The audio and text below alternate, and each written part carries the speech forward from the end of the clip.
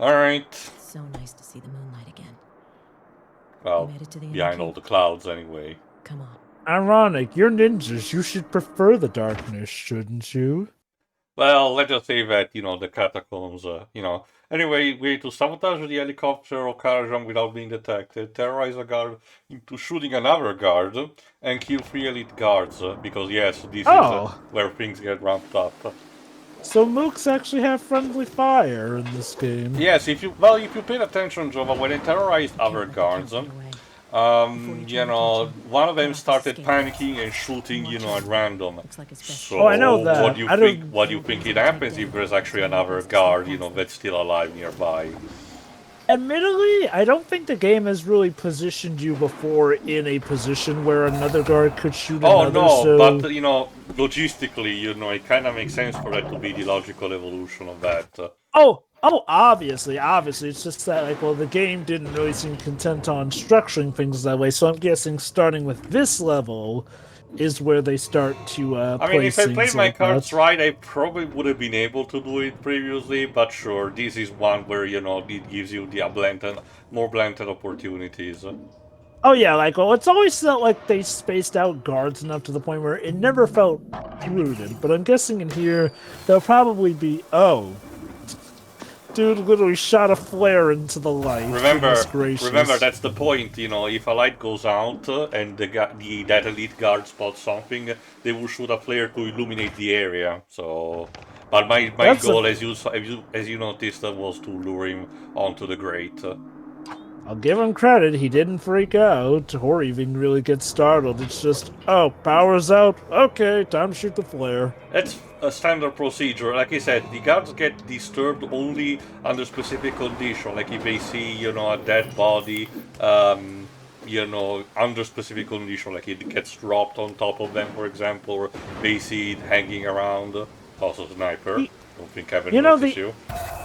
The implication that they're used to lights going out implies that their boss is so cheap that power is going out consistently. Or also they've been trained to be alert for suspicious movements and stuff. It's interesting though, for all their training, they still crumple. Well, not crumple, but Oh yeah, and also, neat new tool that I purchased in the meantime. Flesh devouring bugs. They can be used for 2 purposes. One, they clean away a body that you cannot dispose. So, they can literally, make sure that other enemies do not find it by devouring entirely. Or they can kill a guard, being an insta-kill to a guard, but the guard will scream in the process because, they're literally devouring him alive. So, it's a trade-off.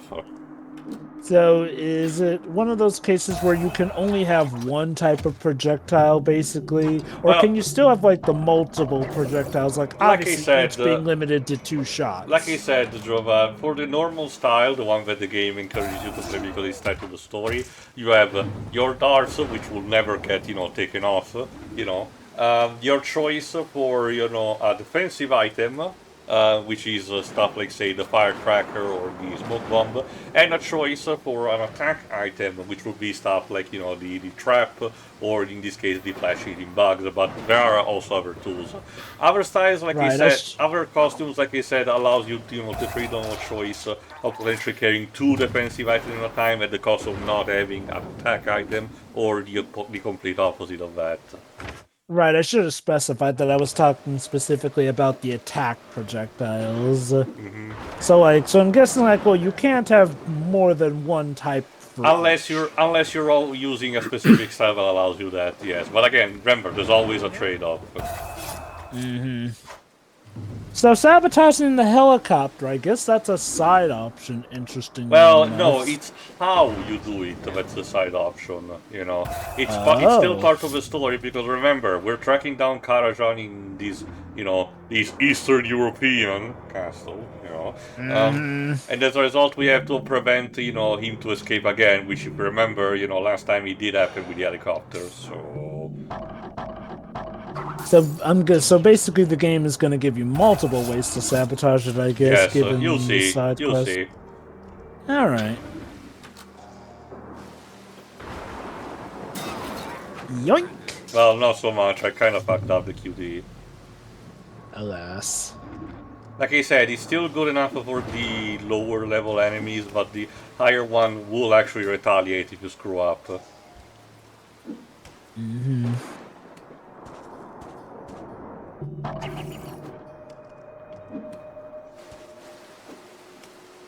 Alright, no, I don't think... Yeah, it doesn't seem that I can actually go up there.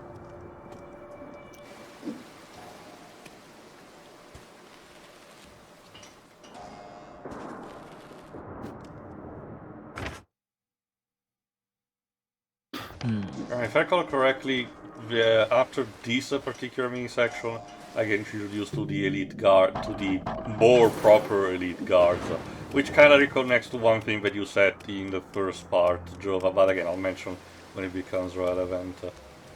Sure thing. And again, in general, also I'm trying to do a cleanup, because again, remember, it's been 10 years almost since I played the original version of the game, so, you know, it's kind of like almost a complete blind playthrough of Cybermino in the story. And, you know, from what you said, it's not like it's too different from the original. It's No. Guess... Like I said, it is the same. It's just a matter that, you know, the visuals have been improved and it works on better hardware. There you go, another thing that happens if, you know, a guard sees another that is, you know, devoured by the bugs, of course they will be terrorized. Interestingly, though, he shot first his flare gun right at the guy. Like, so if the bugs hadn't killed him, the flare probably would have. Well, no, the flare does not kill. It just illuminates the area. Which I call bullcrap on because, holy cow, I've seen horror movies where flare guns mess people up pretty bad. It's one of those Hollywood flares, Jova, that illuminates and then nothing else. Of course.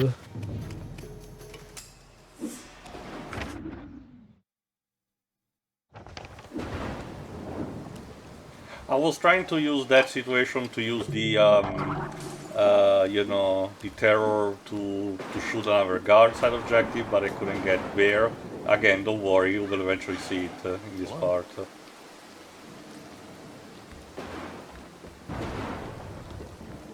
I can swear I heard something. There we go. And swearing was the last thing you did. It's a good thing that my character, you know, is good enough to in grabbing the side of the walls despite the copious amounts of rain without, you know, sleeping up. Well, clearly you maxed out the right stats for him. I must say, it was a bold option going with the ninja bout for this tabletop playthrough. Depends on the run. I'm sure if Deji was here, he would make a Ninja Go, you know, reference, but I know almost nothing aside from the movie. Oh, Ninjago, yeah. Ninjago, yeah. They just showed me the first 5 seasons. How'd you like them? It's okay, I guess. To me, that's worse, Pedro. To me, he showed only the movie, which is again. Oh, I get that. Deji himself told me that he's, you know, even for fans of Ninjago, it's terrible. Oh no, I get it. The show is fine, I guess, but I wouldn't definitely put it on the level of something like Avatar: The Last Airbender or something like that. I cannot speak much aside from that because, you know, when it came to Lego stuff, I was always more, you know, much more of a Bionicle fan than that.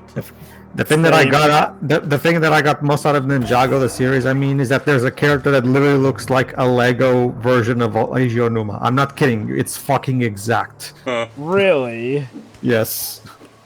Might have to look into that later. But yeah, I'll say this. I never really got into Lego Ninjago because I'll admit, aside from Bionicle, when it comes to Lego, I usually do like tie-in material, like, you know, basically I've never really been into like the generic Lego character stuff. If I've ever been into Lego, it's mainly been off of like, oh, Lego version of Marvel, Pirates of the Caribbean, you know, like, well, basically like, you know, I'm more into Lego for the character-based stuff. But Jova, what about the amazing story that is, you know, Lego Island 2? Look, To people who like that, all the more power to them. I never got the hype. That guy There you go, that's the tough elite guard, which, while not as hefty as the heavy weapons guy, functions kind of like the same. As your partner basically tells you, do not engage these guys directly. You cannot even stealth kill them properly. You need to daze them first, you know. So you will not see me killing them that much during this run. There you go. What I can do is to, for this first one, is to use the electric cables and then go into them. And this is one of those guys that if you fuck up the QT, he will retaliate immediately. So watch out. And I love how the level actually asks you to kill at least 3 of them silently. So, you know, there's that gun. I like how even when he gets electrocuted, he gets back up before acting dazed. It's kind of like hold on, this. I studied every martial art from Thailand to Tokyo to Tibet. I'm in the MMA Hall of Fame. Sure, man. buddy. I want them to try and take me down. Come on, who's out there? Oh wow, banter between mooks. We don't see that often. No, but occasionally they're not that much, but it is there. Also, this particular room that is very optional, allows you to tackle in different approaches, but the best one, at least suggested by me, is to get at least 2 of the side objectives immediately, is to, there you go, kill the first guard, hide the body, then destroy the light, wait for a bit. Question. Yes? Does you tricking one into taking out another count as you killing them? It gives you still points, it's just that it registers under this specific condition. No contact. Friendly fire, it's called. No contact. There you go. Now I can drop the body, which should terrorize the little guard, there you go, and shoot the other 2. There you go. Thanks, dude! Or another approach that I could have done is to go instead under there and pull that lever to actually open poisonous gas, which would have killed instantly the 2 big guards, you know. While the other one was wearing, you know, a mask, but, you know, this is more efficient. So does that count for both the killing the big guards and tricking guards into killing each other, or do you still have as to... as you saw, Drova, yes, it gave me both, you know, both achievements and not achievements, both side objectives at the same time because I just recognition. Oh, you're still there. That's a nice lamp up there. There you go. Take a nap. But again, yeah, it's another one of those cases where, you know, exploring the level naturally basically nets you that because, you know, down there is one of these scrolls that tells you the haikus of a clan. That's good. You know, it's like some games may or may not count other enemies killing each other as your kills, but this it's nice to see that this one does. This game actually does accounts for most of contingencies. Anyway, next challenge type. It's more laser fuckery, yes. And electricity a bit. And a bit, yes. But basically, we need to take advantage of the body that deactivates the lasers, you know, when passing by, in order to, there you go, to deactivate the laser and create a specific path. Interesting. Are the lasers DNA focused so that when a guard's nearby, they'll know to shut off? Motion detecting, you know, combine that with the ID tag of the guards. Yes, you know, our partner did mention that in the second level. Anyway, go on, Drova. You were saying. Shoot. What was the subject material we were stuff. talking? Yeah, Lego stuff. Like, I mean. It's like with certain other stuff, but I feel like sometimes fans are a little too hard on the collab stuff. It's like, dudes, there's a reason that Lego collaborates with all these franchises. It makes them all the more money. Also because Lego Star Wars was very popular when it came out. Yeah, I think Lego Star Wars was the first ever of the video games, and yes, I forget if that was the first ever franchise to collaborate with Lego. Well, no, licensed stuff, if I recall correctly, had been there for a while, but I don't remember who was the first. But when it Were there any in those PS1 games? Not that I think of.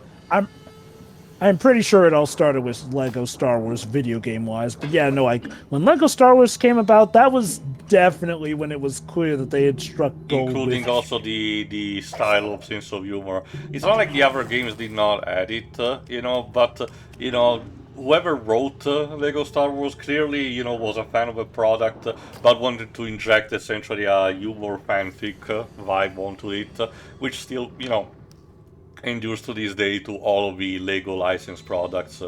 I think the most recent one, aside from, the Skywalker saga, the most recent one was the Incredibles one. Which also had the side effect, unfortunately, of Traveler's Tales being confined to that type of marketing for the time being. Like, I guess to give them credit, on the one hand, they definitely do handle it amazingly, but I do get what you mean, and like, it was kind of a shame that they got confined to that. Granted, I guess as far as I can tell, I don't hear any begrudging from them. No. Also, watch out for that. Yeah, I was just testing to see if maybe I could use the body animation to actually, move through the fence, but no, I kind of had to do it legitimately because, well, again, it begs the question, even deactivating all the lasers, there's still one left. So I do wonder, did I have to use maybe a smoke bomb for that? Or do I need to have a body nearby? I don't know. Turns out... I wonder. Hold on. What I was trying to do is to see if I could actually drop in between the electric fence and the laser. What I'm trying to do now instead is to see if I position my body up, it will still deactivate it, but nope, it doesn't. So I cannot cheat through that. Alright, so what's the answer after all?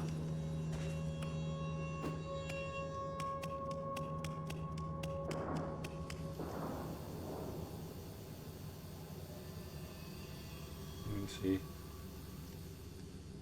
Yeah, if I recall correctly, I'm about to do it now.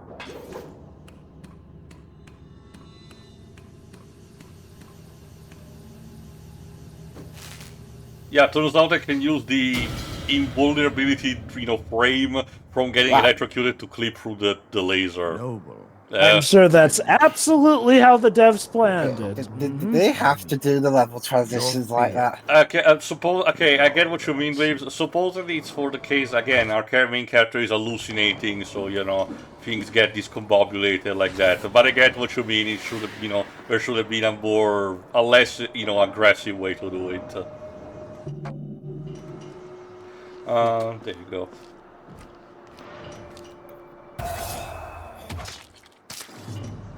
There you go. There's even a special animation if you actually kill through a vent, by standing still instead of actually grappling onto it. But no, that's the thing also, Drova.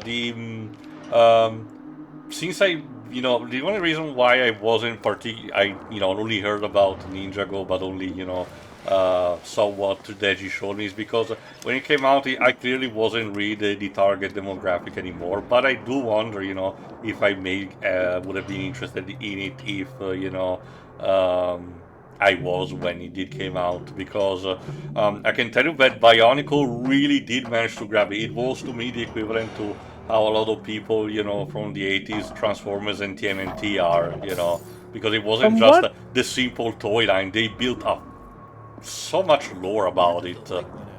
From what I've seen of Ninjago, it does seem to actually be relatively serious in tone when it needs to be, essentially. So yes, I do get the inkling that it could very much have been your speed. I could see it being considered like this generation's Bionicle in that I don't know. I think I'll argue both of them are very different. Like Lego I'm Ninjago is talking about the tone. No, even in terms of tone, they're different. That's the thing. I will argue that Ninjago's tone is more akin to something like Jake Long, American Dragon. Sure, if that helps you. I'd say it's more serious than that still. Maybe a better comparison might be TMNT 2003. Like, it still is Teenage Mutant Ninja Turtles, but it can get dark when it needs to. Pedro, can you tell me what you were going to say? Well, actually, no. I think I already said. Oh, didn't no, I? you were about to make an example, but Jova did, so I thought maybe you had another Oh, one. that. Well, I was thinking more like something like your typical, modern cartoon. You know, stuff like Steven Universe or Adventure. Well, not Adventure. Well, the current Adventure Time, not so much the first season.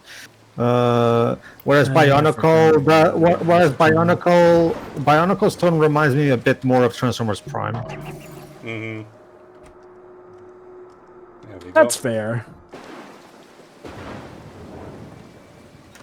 Also, apparently, the creator of the story of Bionicle supposedly. Hold on, this is where you get it.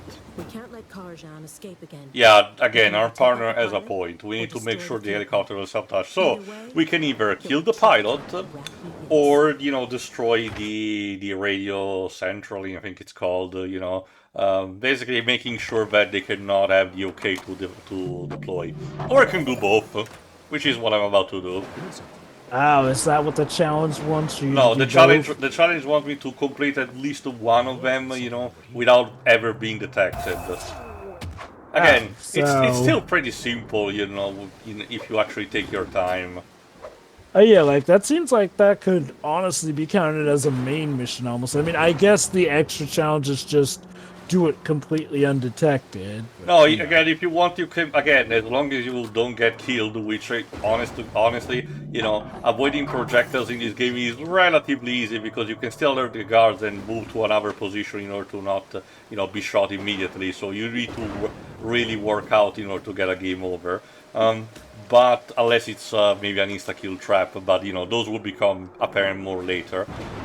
You can potentially be a screw-up and get caught all the time that you want.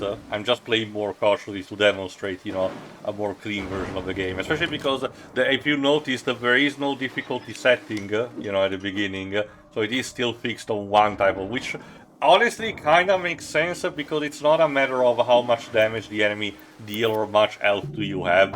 It's just a thing. It's all fixed up, so they might as well just keep it on one setting.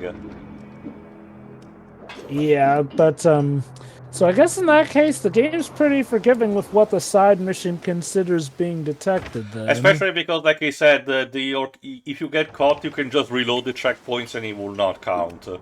It's kind of the equivalent of a quick save when you get down to it. Ain't that dandy? Again, the only thing that counts is that it registers what point you had then. So potentially all the kills that you did and extra points that you gained are not counted. It's not really too much of a problem until the final couple of stages where the score in order to get a free dot type of bonus at the end, it becomes very high and requires you to fuck up the least amount possible. You will be able to see that. Anyway, what I wanted to say, it's also funny because according to interviews, the creator of Bionicle, the main writer of all the lore and stuff, apparently came up with the idea in a sort of a fever dream. Supposedly he got an infection and was on medication, imagined, tiny, the equivalent of his white body cells, fighting the infections, kind of the equivalent of, soldiers repelling monsters, which, it's a common type of imagery for people that think about stuff like the human body. There was a French cartoon that actually made it very popular in terms of educational and to an extent also Osmosis Jones when you get down to it. And more recently, also an anime recently called Cells at Work when you get down to it. But in this case, he pictured it kind of like in a fantasy scenario instead, which kind of is, while it is technically considered a sort of a twist at this point, everybody who even the most people who don't know anything about the franchise know that, the entire franchise revolves around these warriors fighting the monsters in reality are protecting the body of a giant robot in space. Yep. So, it's pretty cute, actually. In the meantime, I found that... the character that in Lego Ninjago that looks just like Onuma, the postman. Oh, there's a character called the postman. For those who don't know, just Google images Lego Ninjago postman or mailman, and you'll find it. Okay. And I'm not kidding. If you compare, I just posted images for my co-commentators. I'm not kidding. It's fucking is that he looks just like Onuma does nowadays. I guess same, you know, beard and mustache hair, you know, cut. I mean, the hair is fucking exact. Like, there you go. Basically, right now, I'm going through the sabotage the radio central in. What the hell was that? He's targeting the lights. Sorry, could you repeat that? Hello? Hello? It was a one-way call. Sags on the phone. Yeah, the guard number 3, you know, is not in the room. Please leave a message after the beep. Beep. Help! I'm being attacked! There we go. Again, technically speaking, now you're technically gone and you can move on. But where is the fun in that? So let's go kill the pilot. Karajan is cornered. It's time Gone. to finish him. I'm engaging a bit in a dweebs, you know, kind of moment. Kill them all. Again, it's like he said, you know, this is really a case where your protagonist, you know, is not really supposed to be a saint anyway, and you know, the people that you're fighting against, you know, supposedly seems to be, you know, evil enough anyway. But to be fair, at this point, at this very point, you know, you don't really have a reason to kill the helicopter pilot. So this is really a case of just, you know, video game cruelty potential.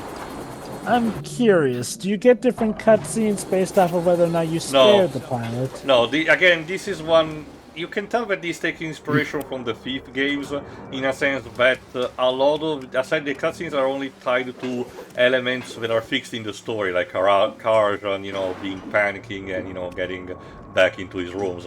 Otherwise, most of the stuff is, you know, stuff that is diegetic in-game, as in the characters will react to that, but it will not present it in case of a cutscene, but, you know, either banter via radio of the characters, you know, or one directly there commenting on it. The Raven circle. Usher me to my end. Soon, they will join. Alright, that's very nice of them. Again, haikus and stuff, so.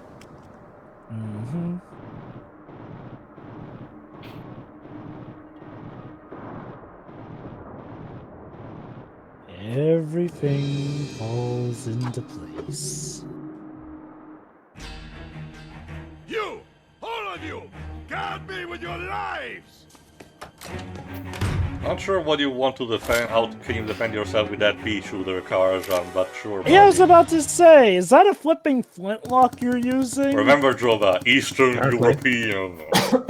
Like, dude, with all due respect, if you're going to go for an old gun, use a revolver instead. Especially Those are at least still things we use to this day. Especially because in one cutscene, you know, in one of the earlier levels, if you remember, he presented the corporal with an actual proper, you know, Desert Eagle-esque gun. So what happened to that?